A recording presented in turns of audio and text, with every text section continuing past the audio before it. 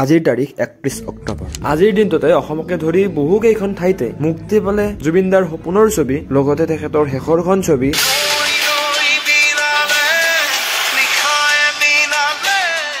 এয়াই জুবিনদাৰ শক্তি, এয়াই মানুহৰ তেখেতৰ প্ৰতি মৰম, এয়াই শেষৰবাৰৰ বাবে তেখেতক এবাৰ চোৱাৰ হেঁপাহ, যাৰ ফলস্বৰূপে এতিয়া কেৱল সকলো চিনেমা হলতে হাউচফুল। তেখেতে শিকাইছিল নহয়, দৌৰি দৌৰি যাম, অসমীয়া চিনেমা চাম। কিন্তু এইষাৰ কথা আকৌ কবলৈ তেখেত যেন আমাৰ মাজত নাই।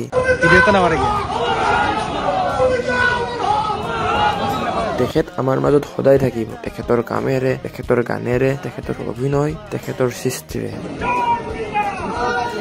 এক পুৰণি সপোন আছিল এয়া। প্ৰায় 15 বছৰ আগতেই তেখেতে ভাবিছিল যে অসমবাসীক ৰৈ ৰৈ বিনালে নামৰ এখন ছবি দেখাম। সেই সপোন তেখেতৰ পূৰণ হল, কিন্তু অসমবাসী চাই কেনেকুৱা পালে সেয়া কিন্তু জানিবলৈ তেখেত নৰল।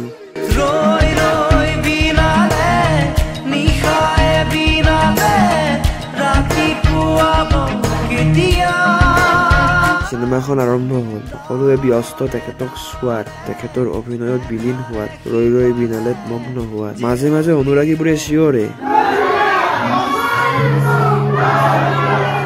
এই চিনেমাখন চাই কেনে পালো সেয়া বাৰু কবলৈ বিচৰা নাই, মাথো এটি অনুৰোধ আপোনালোকলৈ। জুবিনদাই দেখা এই সপোনৰ চলচ্চিত্ৰ উদ্যোগটোত অকমান আপুনিও সহায় কৰকচোন। তেখেতে বাৰু কমখন কৰিছিল নে এই চলচ্চিত্ৰ জগতখনৰ বাবে? তুমি মোৰ মাথো মূৰৰ পৰা আদি কৰি এতিয়া ৰৈ ৰৈ বিনালে লৈ তেখেতৰ প্ৰচেষ্টাক অকমান সঁহাৰি জনাওকচোন।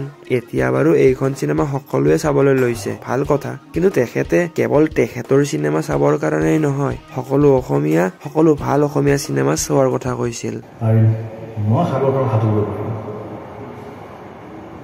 হল চিনেমাখনো আমাৰ চোৱা হল। কেনে পালে বুলি সুধিলে নিশ্চয় চিনেমাখন ভালেই হৈছে, সকলোৰে ভাল হৈছে, কিন্তু দুখ পাইছো, দুখো সকলোৱে পাইছে।